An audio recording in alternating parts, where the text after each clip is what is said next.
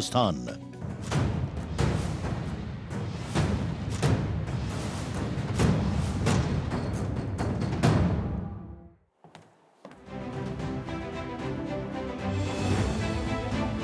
नमस्कार, आप सभी का बहुत बहुत स्वागत करती हूँ भारत 24 पर। मैं हूँ आपके साथ पूर्णिमा मिश्रा और वक्त है वंदे भारत का, जिसमें कई खबरों पर बात होगी। और सबसे पहले संजय सिंह की गिरफ्तारी की खबर। मॉनसून खत्म होने के बाद भी देश का एक ऐसा हिस्सा है जो कि कुदरत के क्रोध का सामना कर रहा है।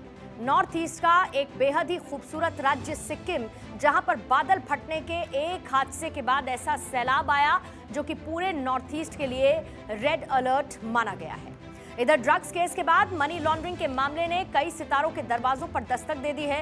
बॉलीवुड के करीब 15 सितारे ईडी की रडार पर हैं। हालांकि अभी किसी से पूछताछ नहीं हो पाई, लेकिन माना यह जा रहा है कि इस जांच में एक बार फिर सितारों का डी यानी कि दुबई कनेक्शन सामने आ सकता है, जो हवाला रैकेट को लेकर कई चौंकाने वाले खुलासे करेगा।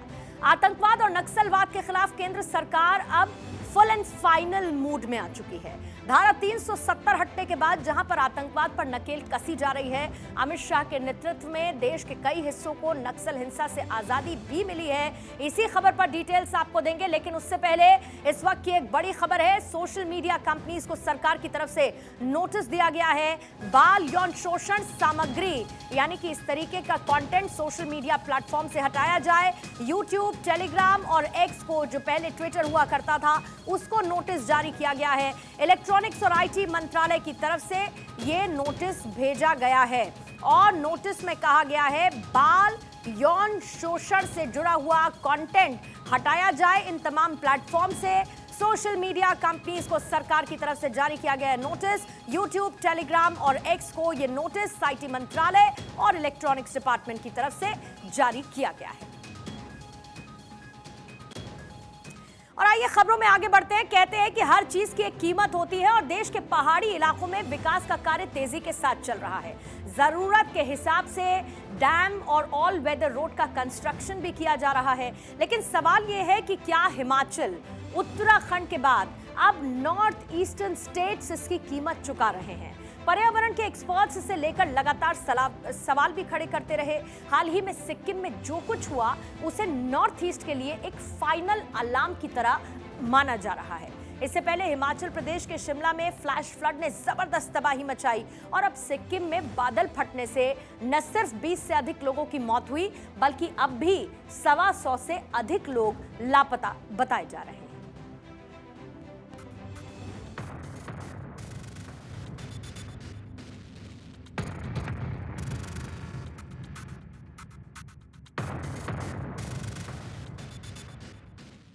जो उत्तराखंड में हो रहा है, जो हिमाचल में हो रहा है, क्या नॉर्थ ईस्ट को भी वही झेलना होगा? सिक्किम से आई तबाही की ये तस्वीर तो यही कहती है। हर तरफ बर्बादी है। वर्षों की गाढ़ी कमाई से तैयार किए गए मकान झटके में सैलाब की भेंट चढ़ गए। हर तरफ टूटी सड़कों की वजह से यातायात पूरी तरह से ठप है। लोग डर से अपने घरों को छोड़कर दूसरी जगह शिफ्ट कर रहे हैं। फ्लैश फ्लड के बाद लोग अपना जरूरी सामान लेकर अपना घर हमेशा के लिए छोड़ रहे हैं। हम लोग को 12:30 बजे हम लोग को यहाँ से भागना पड़ता, लेकिन हम लोग को कुछ नहीं, कुछ सामान भी नहीं है। जैसे हम लोग कुछ चला गया, सब चला गया। रात में जो सोया जो कपड़ा में सिर्फ वही कपड़ से निकल गया। उसके बाद में आया, आके सिर्फ हम लोग से डॉक्यूमेंट है जो वो डॉक्यूमेंट सिर्फ लेके चला गया और सब कुछ जो था सब कुछ चला गया। हम लोग चला गया, अभी कुछ भी नहीं है, कुछ भी नहीं बचा नहीं है।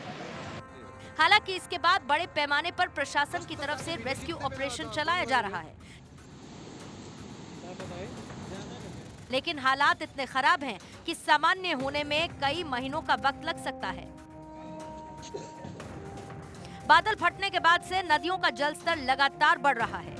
अभी भी नदियां खतरे के निशान से ऊपर हैं। तस्वीरें तबाही की दास्तां खुद ब खुद बता रही हैं। ये तस्वीरें सिक्किम के मानगन इलाके की हैं। यहाँ तबाही के बाद लोग सड़कों पर बैठकर देवताओं से सुरक्षा के लिए प्रार्थना कर रहे हैं। वहीं पहाड़ों से चट्टानों के दरकने का सिलसिला जारी है। मकान मलबे में तब्दील हो चुके हैं।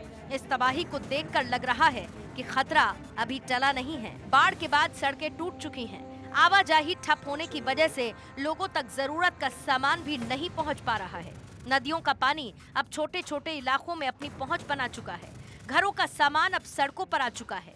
उत्तराखंड और हिमाचल में ऐसे हालात पहले भी बने थे। यही वजह है कि सिक्किम की इस तबाही को पूरे नॉर्थ ईस्ट के लिए वार्निंग की तरह देखा जा रहा है। ये तस्वीरें सिक्किम के तीस्ता बाजार इलाके की हैं। यहाँ तबाही का सबसे ज्यादा असर हुआ। अचानक आई बाढ़ में नदी किनारे की जगह पानी में समा गई। हालांकि अब यहाँ मौसम साफ है, लेकिन तबाही ने अपने निशान पीछे छोड़ दिए हैं।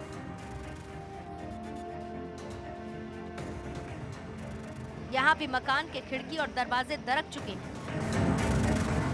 पानी के स्तर का अंदाजा दीवारों पर बने निशान से लगाया जा सकता है। लोग यहाँ भी घरों से बचे कुछ सामान निकालकर सुरक्षित जगह शिफ्ट हो रहे हैं। कभी नीले और हरे रंग की दिखने वाली इस नदी का रंग मटमैला हो गया है। नदी अपने साथ पहाड़ों की मिट्टी लेकर बह रही है। अभी भी कई इलाकों में बाढ़ का पानी घर की खिड़की को पार कर चुका है। छत जमींदोज हो चुकी है। गाड़ियों के पहिए मिट्टी में धंस गए हैं। जेसीबी के जरिए सफाई का काम चल रहा है। घरों के साथ पुलिस थाने और सरकारी इमारतों पर भी बाढ़ का असर पड़ा है। नुकसान तो पूरा ही नुकसान हुआ है। आदमी तो किसी तरह अपना जान बचा उचा के सब तो निकल के इधर से भागा है, लेकिन बाकी जितना माल सामान मतलब सब चला गया। घर का जितना घर, किसी का घर ही नहीं है, किसी का जगह ज़मीन नहीं चिन्हा रहा है। हाँ, कोई आदमी कुछ निकाल नहीं पाया। आपका घर का क्या स्थिति है? मेरा भी घर का स्थिति सब घर चला गया है।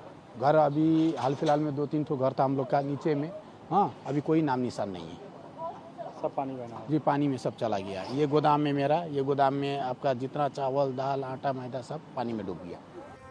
इस तबाही का असर 25,000 से अधिक लोगों पर पड़ा है, लेकिन सवाल है कि इसका जिम्मेदार कौन है। भले ही बादल फटना एक नेचुरल डिजास्टर हो, लेकिन इस हादसे से ज्यादा तबाही बांध फटने की वजह से हुई है, जिसके बाद कई सवाल उठ रहे हैं। Bureau report, Bharat 24। तो देखिए, अभी अभी खबर आई है, सिक्किम के सीएम इस वक्त दौरा कर रहे हैं। जो प्रभावित इलाके हैं वहां का जायजा ले रहे हैं और जो पीड़ित हैं उनसे भी सिक्किम के सीएम ने मुलाकात की है। लेकिन इसी बीच आपको ये भी बता देते हैं कि कैसे बादल फटने का एक हादसा कई सवाल भी खड़े कर देता है। 3 अक्टूबर को बादल फटने के बाद जो तीस्ता नदी थी उसमें अचानक से बाढ़ आ गई। वैज्ञानिकों को आशंका इस बात की है कि नेपाल में आए भूकंप से सिक्किम की लोनक झील टूट गई और झील टूटने के बाद झील का दायरा यानी कि जो उसकी क्षमता थी वो सिर्फ 1/3 रह गया। बादल फटने के बाद आए सैलाब को झील रोक नहीं पाई और तीस्ता नदी में बाढ़ की स्थिति उत्पन्न हुई। इसके बाद तीस्ता नदी का जलस्तर 15 से 20 फीट तक बढ़ गया। नदी से लगे जो इलाके थे वहीं पर आर्मी कैंप्स थे जो पूरी तरीके से बाढ़ में समा गए, बह गए और झील में आई बाढ़ के बाद महज 10 सेकंड में हाइड्रो पावर प्रोजेक्ट भी बह गया। सबसे ज्यादा नुकसान इसी वजह से हुआ क्योंकि इसके लिए जो पानी रोक कर रखा गया था वो अचानक से रिहायशी इलाकों में जा पहुंचा। आपको जानकर हैरानी होगी कि 2 साल पहले ही लोनक झील के फटने की चेतावनी दे दी गई थी। 2021 में इस इलाके में तबाही की आशंका जताई गई थी। दरअसल जियोमार्फोलॉजी नाम के एक जर्नल में रिसर्च पब्लिश हुई थी जिसमें यह कहा गया था कि बीते 1 दशक में लोनक झील में तेजी से ग्लेशियर्स पिघले हैं और इसकी वजह से झील में बाढ़ आने की आशंका और ज्यादा बढ़ गई है। और जो कुछ उसके बाद हुआ उसकी तस्वीरें आपके सामने हैं। सिक्किम में तबाही से नुकसान क्या क्या हुआ है, अभी तक की जानकारी क्या है, उसकी डिटेल्स आपको दे देती हूं क्योंकि बाढ़ से अब तक 7 जवान सहित 21 लोगों की मौत हो चुकी है। 15 जवान सहित 118 लोग अब भी लापता हैं। सर्च ऑपरेशन चल रहा है। एनडीआरएफ, एसडीआरएफ, वायुसेना की कई टीमें इस वक्त सर्च ऑपरेशन में लगी हुई हैं। जो अलग अलग इलाके हैं वहां पर 7,000 लोग फंसे हुए हैं। लाचेन और लाचुंग में 3,000 से अधिक लोग इस वक्त फंसे हैं।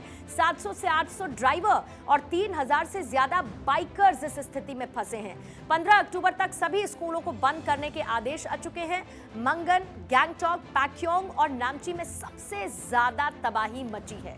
4 जिलों के 22,000 से ज्यादा लोग इसकी वजह से प्रभावित हुए हैं और 4 जिलों में 250 से अधिक घर और 11 ब्रिज तबाह हो चुके हैं। ये हालात इस वक्त सिक्किम के बने हुए हैं, तस्वीरें आप देख चुके हैं। बहरहाल इसको लेकर रेस्क्यू ऑपरेशन चलाया जा रहा है और आपदा से निपटने के लिए तमाम प्रभावी प्रबंध भी किए जा रहे हैं। अगली खबर का रुख करेंगे। बॉलीवुड सितारों की एक ऐसी दुनिया है जो कि पूरे देश को अपनी तरफ अट्रैक्ट करती है, लाइमलाइट बटोरती है। इस इंडस्ट्री में पैसा है, ग्लैमर है, शोहरत है, लेकिन बीते कुछ साल में फिल्म जगत को लेकर कई ऐसे खुलासे हुए जो कि रुपहले पर्दे के किरदारों पर कई सवाल खड़े करते हैं। बीते 2 से 3 साल की बात करें, कभी सुशांत सिंह राजपूत की मौत की मिस्ट्री, कभी क्रूज ड्रग्स केस से बॉलीवुड सवालों के घेरे में रहा और एक बार फिर बॉलीवुड सवालों के घेरे में है और इन पर शक है मनी लॉन्ड्रिंग का। इनकी जद में 1-2 नहीं, लगभग 17 सितारे हैं।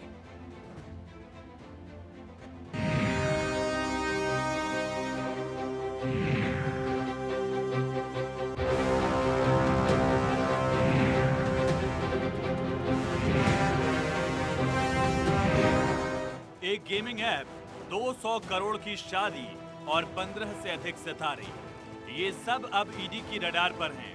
ईडी ने मनी लॉन्ड्रिंग के मामले में कई सितारों को समन भेजकर पूछताछ के लिए बुलाया है। ये सभी वही सेलिब्रिटीज हैं जिन्होंने सौरभ चंद्राकर के सालिशान शादी में शिरकत की थी। रिपोर्ट्स की माने तो इन सभी कलाकारों ने इस साल फरवरी में Mahadev book app promoter Saurabh Chandrakar की शादी का फंक्शन अटेंड किया था। दुबई में हुई शादी में सौरभ ने 200 करोड़ रुपए खर्च किए थे। इस मौके पर इन सभी सेलेब्स ने परफॉर्म किया था, जिसके लिए इन्हें मोटी रकम भी दी गई थी। लेकिन सवाल यह है कि आखिर इसके लिए पेमेंट किस मोड से किया गया था। अगर ये रकम कैश में दी गई होगी तो सितारों के लिए बड़ी मुसीबत साबित हो सकती है। जिन सितारों को समन भेजा गया है उसमें सबसे बड़ा नाम रणबीर कपूर का है, लेकिन इसके अलावा कपिल शर्मा, हिना खान, श्रद्धा कपूर, हुमा कुरैशी से भी ईडी जल्द सवाल जवाब करेगी। मुख्य आरोप सौरभ चंद्राकर की शादी में टाइगर श्रॉफ, नुसरत भरूचा, सुखविंदर सिंह, नेहा कक्कड़, सनी लियोनी समेत कई सितारों ने दरअसल परफॉर्म किया था। जानकारी है कि ईडी जल्द इन सितारों को भी समन भेजकर पूछताछ के लिए बुला सकती है। रणबीर कपूर को आज ईडी के सामने पेश होना था, लेकिन जानकारी के मुताबिक रणबीर कपूर ने ईडी से समय मांगा है। वहीं ईडी के समन के बाद रणबीर कपूर पहली बार मुंबई के क्लिनिक के बाहर नजर आए। इस दौरान का एक वीडियो सोशल मीडिया पर सामने आया, जिसमें रणबीर अपनी गाड़ी से निकलकर क्लिनिक के अंदर जा रहे हैं। ईडी सूत्रों की माने तो इसके तार दुबई तक जुड़ रहे हैं। अब देखना दिलचस्प होगा कि 200 करोड़ की शादी और मोबाइल एप्लीकेशन का इन सितारों के साथ क्या कनेक्शन सामने आता है। Bureau report, Bharat 24। तो एक तरफ जहां पर ये तमाम सितारे जद में है जांच के, तो महादेव ऐप से जुड़ी हुई इस वक्त की बड़ी खबर ये है कि ईडी की रडार पर 30 से अधिक सितारे हैं। सोर्सेज ये बता रहे हैं कि शादी में 34 सितारों ने शिरकत की थी और ईडी सभी सितारों को समन भेज सकती है। यानी कि जो नाम अभी तक सामने आए हैं, माना यह जा रहा है इसमें कई और सेलिब्रिटीज के नाम अब सामने आ सकते हैं, जिनको ईडी नोटिस भेज सकती है और पूछताछ के लिए बुला सकती है। ईडी की रडार पर 30 से ज्यादा सितारे हैं, क्योंकि इस शादी में 34 से ज्यादा सितारे शामिल होने के लिए पहुंचे थे।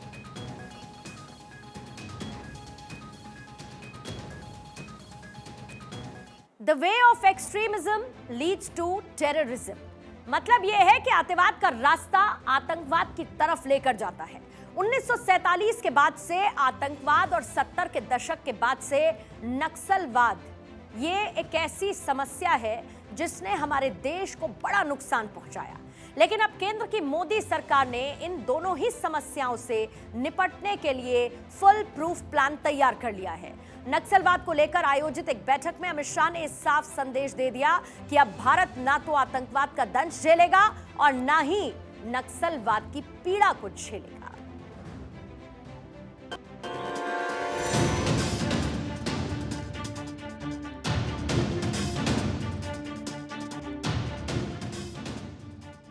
नक्सलवाद और आतंकवाद को लेकर केंद्र सरकार पूरी तरह से सख्त है। केंद्रीय गृह मंत्री अमित शाह के नेतृत्व में देश को पूरी तरह से नक्सलवाद मुक्त करने का ब्लूप्रिंट तैयार कर लिया गया है। अमित शाह ने नक्सल प्रभावित राज्यों के साथ बैठक की, जिसमें उन्होंने 2 साल के अंदर देश से नक्सलवाद खत्म करने की बात कही। अमित शाह ने नक्सलवाद को लेकर एक ट्वीट भी किया, जिससे केंद्र सरकार की प्लानिंग साफ नजर आ रही है। अमित शाह ने ट्वीट कर लिखा, नक्सलवाद मानवता के लिए अपवाद है, हम इसके हर रूप को जड़ से खत्म कर देंगे। केंद्र सरकार की कोशिशों का नतीजा है कि बीते 1 दशक में नक्सली घटनाओं में काफी कमी आई है। 2022 में नक्सल प्रभावित क्षेत्रों में सबसे कम हिंसक घटनाएं हुई। इसके चलते होने वाली मौतों का आंकड़ा भी पिछले 4 दशक में सबसे कम रहा। अफसरों ने बताया कि 2022 में नक्सली हिंसा में 77% तक की कमी देखी गई। 2010 में ये काफी ज्यादा थी। 2010 से तुलना करें तो 2022 में नक्सली हिंसा के चलते सिक्योरिटी फोर्सेज और आम लोगों की होने वाली मौतों में 90% तक की कमी आई है। गृह मंत्रालय के डेटा के मुताबिक 2004 से 2014 तक 17,679 नक्सली घटनाएं हुई और 6,984 मौतें हुई। वहीं 2014 से 15 जून 2023 तक नक्सली हिंसा की 7,649 घटनाएं हुई और 2020 लोगों की जान गई। साल 2010 में जहां नक्सल हिंसा में 720 लोगों की मौत हुई, तो 2022 में यह आंकड़ा घटकर 82 हुआ। देश के ऐसे कई इलाके हैं जहां कभी बारूद की गंध होती थी, लेकिन अब हालात बदल रहे हैं। केंद्र सरकार सीआरपीएफ की मदद से लगातार नक्सल प्रभावित इलाकों में ऑपरेशन चला रही है, जिसका नतीजा है कि नक्सल प्रभावित इलाकों में लोगों को अब हिंसा से आजादी मिल रही है। Bureau report, Bharat 24। और इसी बीच में बड़ी खबर है न्यूज़ क्लिक केस को लेकर, जहां दिल्ली पुलिस की एफआईआर में बड़ा खुलासा हुआ है। चीनी मोबाइल कंपनियां भी भारत के खिलाफ साजिश में शामिल हैं। शाओमी और इसके साथ ही वीवो कंपनी, जो कि मोबाइल कंपनीज है, इनका नाम भी इस मामले में सामने आया है और दोनों ही कंपनीज को भारत विरोधी साजिश का हिस्सा बताया गया है। इन कंपनीज की बनाई गई शेल कंपनी से भारत में अवैध रूप से विदेशी धन आया है और ये उसकी डिटेल रिपोर्ट है, जिसमें नाम शाओमी और वीवो कंपनीज का भी शामिल है और दोनों ही कंपनियों को भारत विरोधी साजिश का हिस्सा बताया गया है। एफआईआर में, दिल्ली पुलिस की एफआईआर में, न्यूज़ क्लिक केस में ये बड़ा खुलासा हुआ है।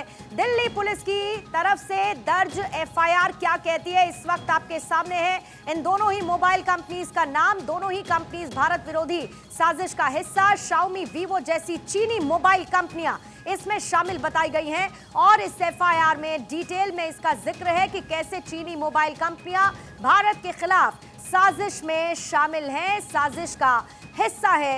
एफआईआर के मुताबिक ये कंपनियां भारत विरोधी साजिश का हिस्सा हैं। दिल्ली पुलिस की एफआईआर में ये बड़ा खुलासा हुआ है।